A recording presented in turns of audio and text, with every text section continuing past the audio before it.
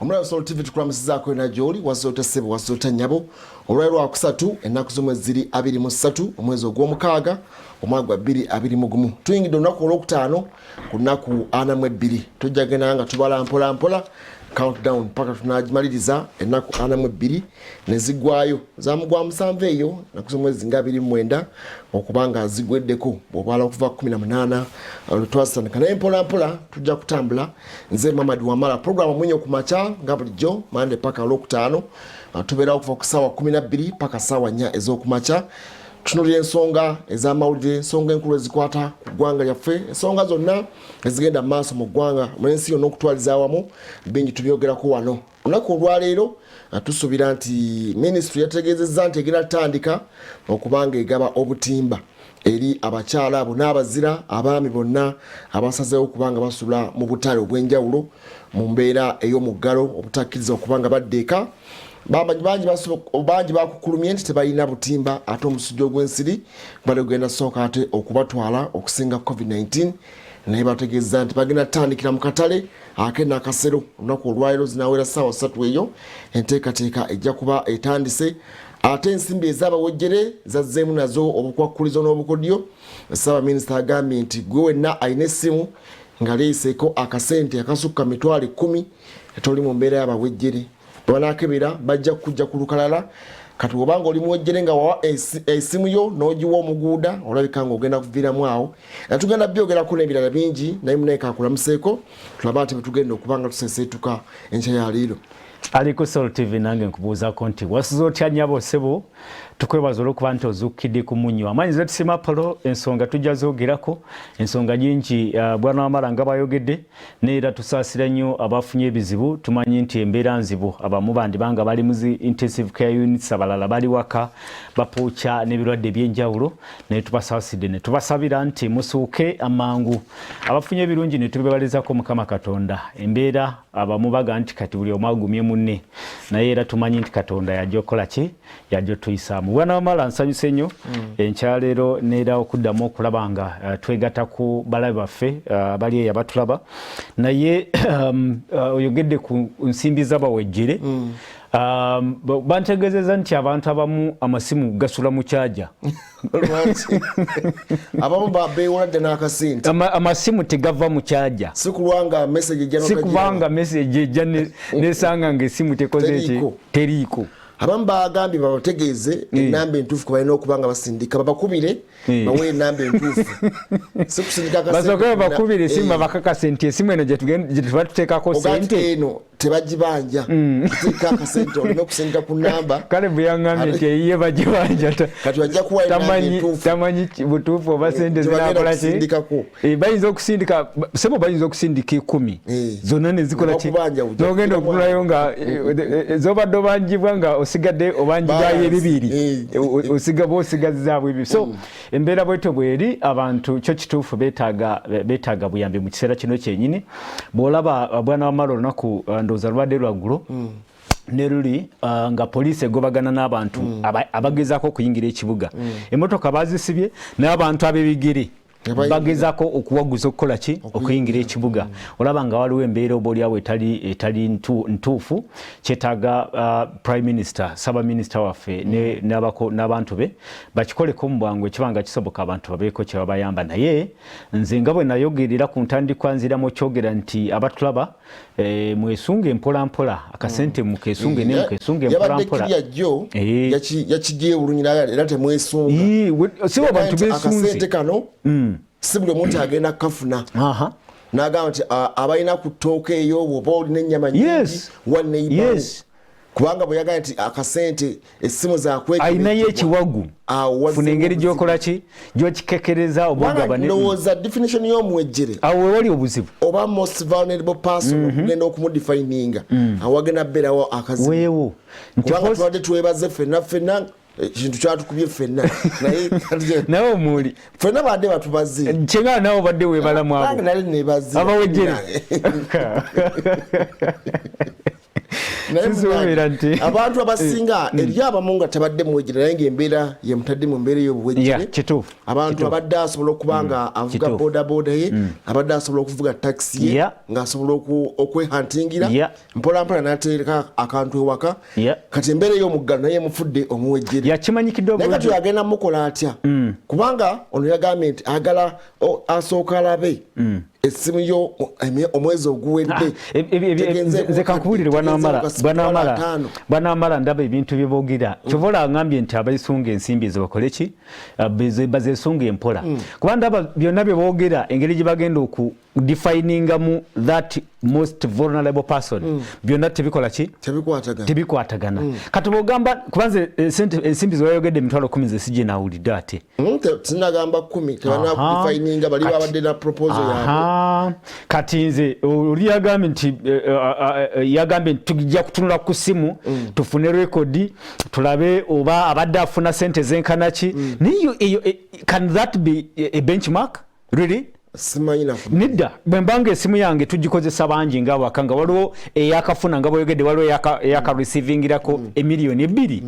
kitegeeza nti awo nja kuba sirekeddwa bweru toli muwejjera nti awo osobola okufuna emiliyoni 2 no ngamba essimu zikozesebwa abantu bangi okitegeera kati ndowooza akakolyo abantu ke balina okukola kugula namba etayitanga kwa ssente mu bbanga lino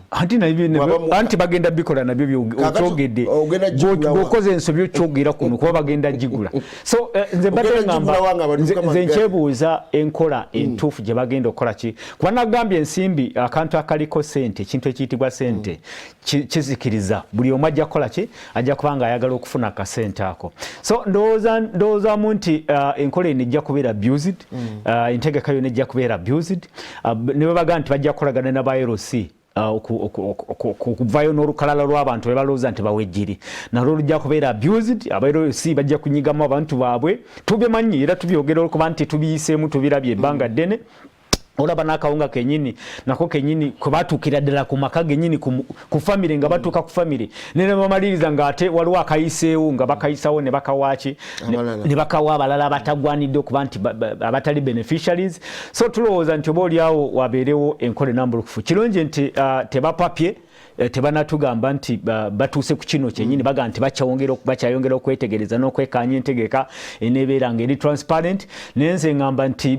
beeyongere okwetegereza n'okwekanya enkola gye bagenda okubanga ndaba nga egenda batomeza anti kaakati awo ate n'okulwawo ennyo omuntu ali vulnerable omulwisaawo ati n'omugaa nti wiiki namba waliwo abajja okwesuulamu ogwakabugu life and death kufana kuwona waliwo nedda ennaku nnyanga abantu beesaamu ogwakabugu kyenkugambye nti muntu ali vulnerable most vulnerable tosobola mugamba nti linda ate wiiki ejja linda wiiki eneddako tusooke twongere okwetegereza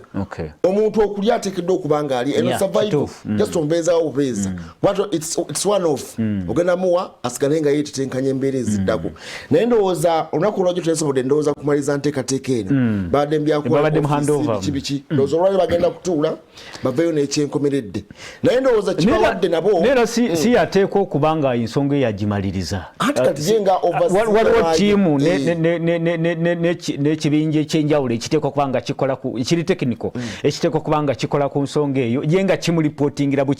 bulipootinzi nti tutuuse wano waaproving eki enkola oba strategy etugenda okukola ki okuyitamu naye nze ndabawo obuzibu simanyi engeri gye bagenda okukikwatamu bw'ogamba abeerusi bajja mu lukalala bajja kunyigamu abantu baabwe bw'ogamba nti okole ki kati waliwo ensonga waliwo kyenaawulidde nakyo nalabye nga kizibu kati omanyi nti kijja kwetaagisa okukwata enkalala ezo zikube wakiri mawulire for transparency okakasa nti abaafunye be baafunye naye okimanyi ekyo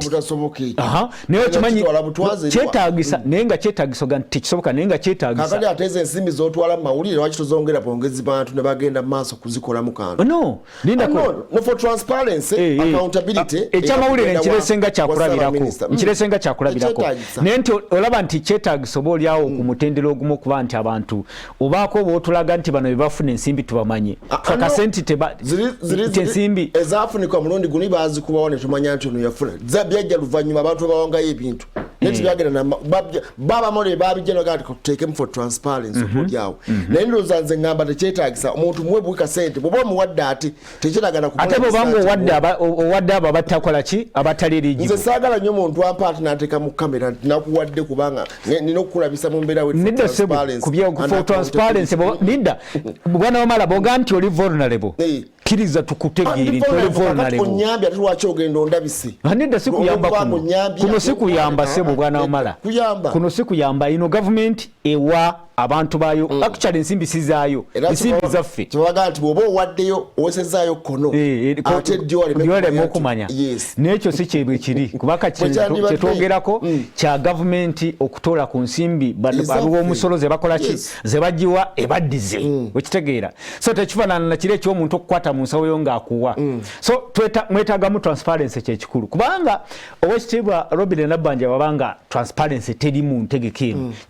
ejja kuba denti ku rekodi ye ng'ali mu office ya Saba Minister office ya Saba Minister ogimanyi bulungi nti eyina ki eriko ebibuuzo bingi ebaddeko n'ebibuuzo bingi so ndabawo obuzibu bw'amaanyi nti oba oliawo ensonga eno eteekwa kukwatibwa n'obwegendereza abateeka okufuna ensimbi bazifune ate nga bw'oyogedde bwe kiba kisoboka bazifune mu bwangu naye kaso tulengera Saba Minister mukyala Nabbanja olunaku olwajjo yabadde aweebwa office ya Saba Minister ne byagenze maaso okubanga atangaaza ku nsimbi ezo ez'abawejjere ani agenda ozifuna gwalina essimu nga yiseeko akasente biyinza okubeera ebizibu okwekebejja. Saba Minister wa Uganda Robin Nabbanja akawaŋŋamudde bw'ategeezezza nti akasente gavumenti kegenda okuwa abawejjere okuyita mu muggalo si ka buli omu ng'abangi bwe badde batandise okukeesunga. Tosobola kubanga obadde ofuna miliyoni za sente bawala bakuweereza okuva ebweru n'ogamba nti tujja kulaba ku simu zammwe abadde bwe banaateeka ku listingi abadde tulaba ofuna mitwalo 5-3 manyi nti oli vulnerable nedda. Ono mu butongole akwasiddwa yafeesi leero okuva ewa Dr. Ndugu Livingstone Ruhakana Rugunda n'alabula bonna abeesunga akasente nti si ka buli omu era banaakafunako bakwekebejjebwa nnyo ku nkalala. Era abadde vulnerable alabika ku simu wano ate tulina ne records mu kitongole kyaffe ekya NIRA tulina ne records okuva mu Uganda Bureau of Statistics ate n'abantu baba bakumanyi oyinza okuba nga wali bulungi luli kati nembeera mbi naye ate saagala ggwanga lyonna lisuubire sente zino mwena temusuubira kubanga ebitundu ebimu birina emmere.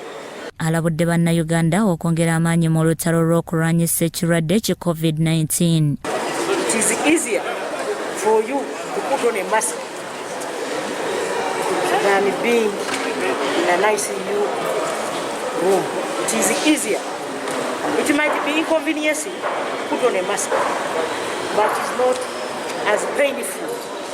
as being isolated alone without having your parent, without having your friend, your dear one, when you are alone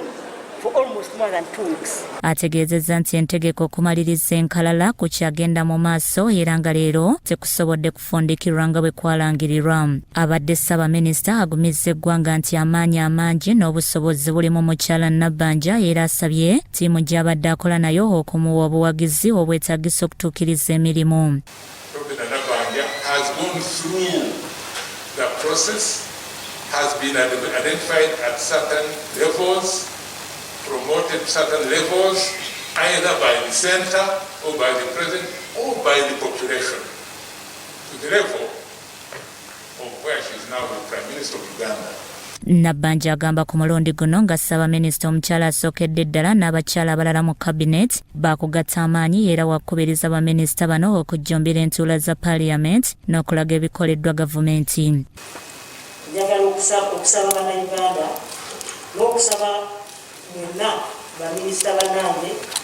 abali mu ofiisi ya Prime Minister nga tutandikira ddala ku Government Chief ba Deputy Prime Ministers. Tulina omulimu munene nnyo kubanga President yatugambye eggulo ayagala cabinet eyawamu ekwatagana n'enkolagana. Abalala abawaddeyo woofiisi ye minisita kati ow'amasannyalaze n'obugagga obw'omuttaka Ruth Nankabirwa ng'onaabadde nampala wa gavumenti ng'era awaddeyo woofiisi eri amuddidde mu bigere Thomas Tayebwa.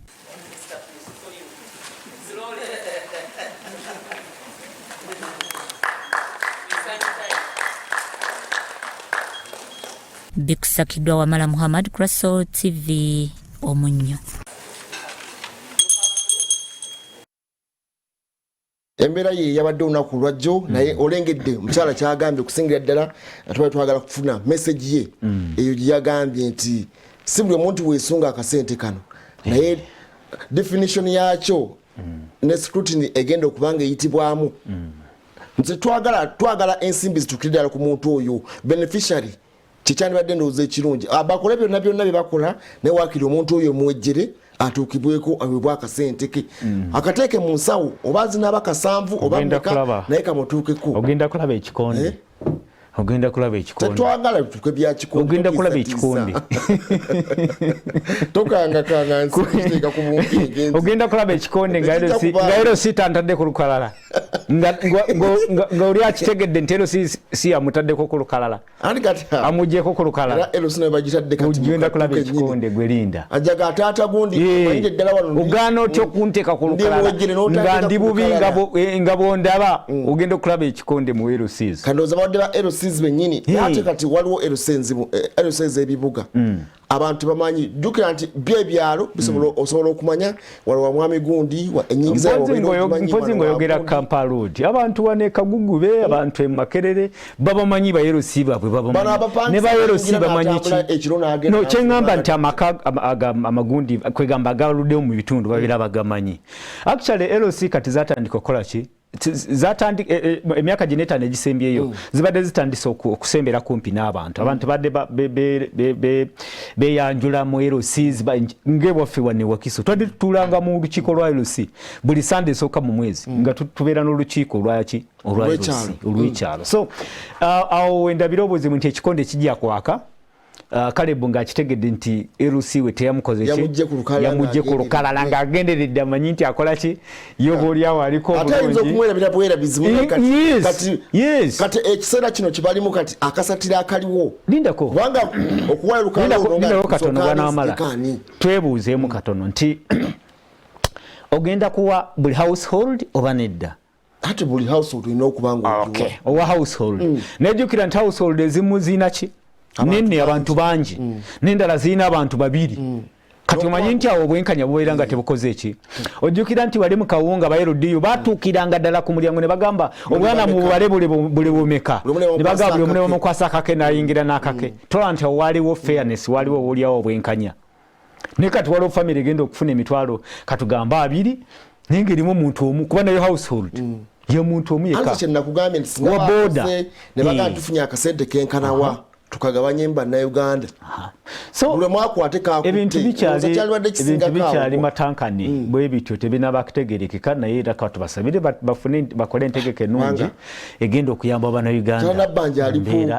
ali ku bwerinde tobulabanga either erinya ligenda kwononeka munaku bbiri nga mu kiseera kino kyennyini nga yakafuna office kati ekyo kigezo ky'amaanyi kisobola okuwuliriza erinya lisobola okufiirawo atya akiwangula atya naye ng'ate abalina kimuwanguza ye LCs abagenda okubeera nga bayitibwamu naye no mukambwe mukyala mukambwe tajja kuleta mbyama munange nagenza okulanga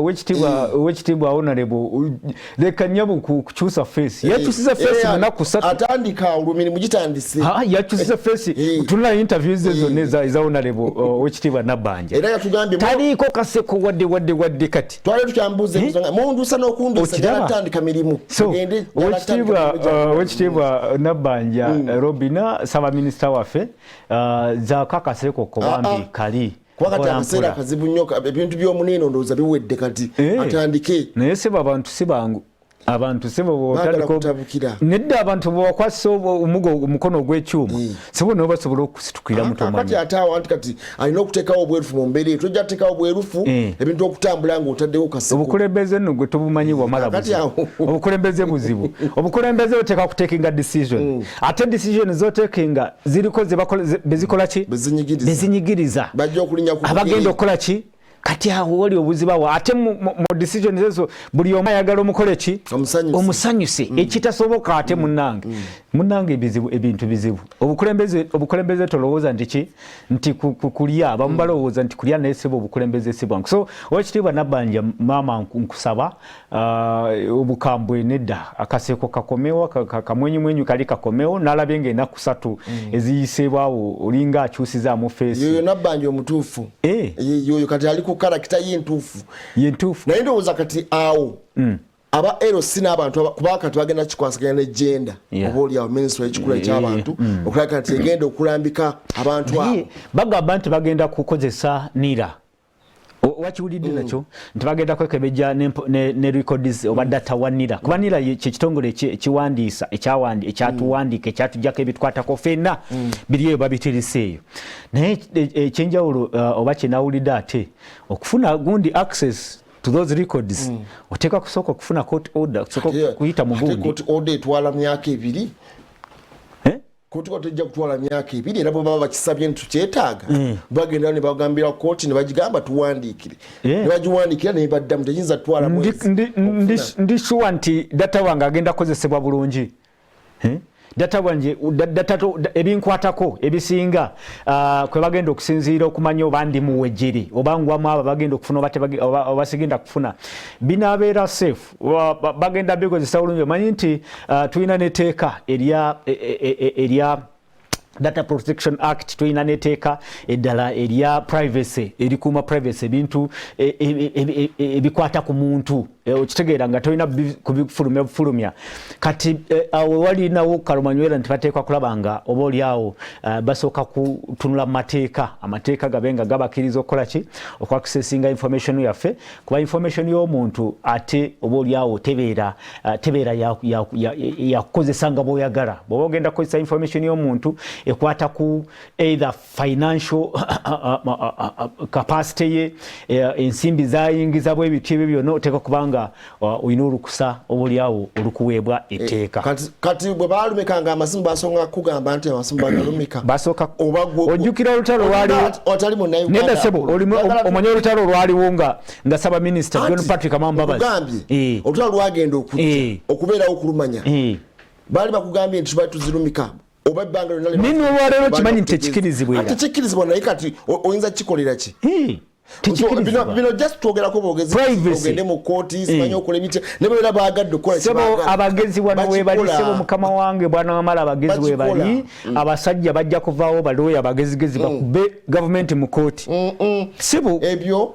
twogerako bwogezi netwogerako nti just tukyogedde neffe kyetwogerako kyetwokulaba nga ensimbi kiteekeddwa okubeera zituuka kwabo bakola ki naye babakyagadde kikola abawejjere bakikola kakati gwomanyi datawo gyali ne bamukozesa nanti nedda sebo namuwaayo nga mmanyi nti bempadde data oyo information eyo bajja mukuma butibiri tebajja mufulumya ki bufulume era ne bwebe bitongole bine bya kampuni za masimu MTN sebo tebamala gafulumya gundi wa feno je tuwandika ngojjuza form ezizaki nini numbers bichi byone bibikwatako tebalina lukusa bikola ki era wenkimanyira nti balina bamukola ki bamukuti sebo nimba jama akasente ebyo twogerako bwogezi naye bamukuti nimba jama akasente sebo nira sigwo bayo sigwo kebere enkalala ezo bochi babagadde basobola kumwachi bone bagadde bakachukwe byokulonda oba kibyo nabyo nebe naye ndoza tutwali agadde bakose ki bakoseza ba odo babiki naye ndoza twandulika ngabagala okola olugezigezi naye ebyo byonna bogenda mu kitongole ekyebibalo mu ggwanga ekya UBOS olaba bo bakola surveys ezenjawulo bamanya nga gundi household survey yasembayo eya 2020-2021 eyalaga abantu nyingiza yaabwe n'embeera gye balimu eyalaga nti bannaffe abakaramoja Bukedi Busoga region ndowooza abayinza okutandikira awo naye information ebiseera ebisinga information eyo ebeera mu census information esinga mwetera okukola ki eri detailed mwetera okukola ki okuviirayo naye information zino surveys zebakola ezo tezibeera gundi tezibeera detailed to that level mbomanye nti kati mu kiseera kino ng'eno report gye bafulumiza household survey report gye bafulumiza mbesobola okugyayo ebituufu ekakase nti bwana wamala ali bwati kati ayimiridde bwati abadde ayingiza bwati akyandibanga tekiriki so kijja kukola binnyo omwogere bw'atafune kasente ate omuguuda n'abeera yafuna akasente ako naye abantu bakozesa LC ndowooza kekadde abawanyiza ssente be genda bannayuganda bamanyi okukozesa akakisa ako abanene abagundiivu ne basigala nga bakola ki ne basigala nga bo ate munnange ku nkomerero nga byafunye mu bintu ebyo katusubire nti entegeko ejja kuba bulungi kubanga buli omu kati we tutuuse abatulaba buli omu oba oliawo yandibanga tali kyomulowoleza ennaku bayogera kwana mu bbiri ze weeks nga 6 ate tetumanyi nti ekintu kino kinagwa ddi oba kinagwawo ddi so ndowooza wateeka okubeerawo okwekebeja n'obwegendereza obwa omutawaana okulaba nga abantu abo abateeka okufuna ensimbi ezo beba bazifuna oba oliawo kati kibadde gamba nti aba LC kwatagana bulungi ne LC nayo LC bazimanyi bulungi kuba kati ogenda mu bitundu nga Kisenyi n'ogenda mu Katanga Makere Kivulu ani process egenda kutwala akabanga tajja kutwala akabanga linda ko bwana wamala board gamba LC kati nti egende batambule nju ku nju bakufunire record ey'abantu abali mu nyumba mu household linda ko twogedde wali nti kirungi kyandibadde kituufu bakakasenti abantu mu nyumba eno baliwe bati then babawe ensimbi bweziti okitegeera kati bwogamba LC misira kino nti ekole gundi eyo ekuwe database eyo n'ey'abantu abali mu kitundu kyabwe kyandibanga kigenda kutwala omulala omwezi omulamba omwezi omulamba oba n'okusuubamu bw'ogamba nira abantu abasinga gye beewandiisiza nti gye bali babeera basinguka bonaagenda munira neŋŋamba nti nze bampandikira mu kyalo gye mbeera abantu baatambula dda